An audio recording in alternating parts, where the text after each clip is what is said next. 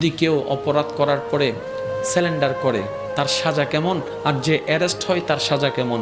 বলে যে নিজের ইচ্ছায় সজ্ঞানে এসে স্যালেন্ডার করে, আইনেও বলা আছে তার সাজাটা একটু কম হয়, তার সাজাটা একটু কম হয়। আর কাউকে যদি পুলিশ গিয়ে অ্যারেস্ট করে তাকে কিন্তু রেহাই দেওয়া হয় না।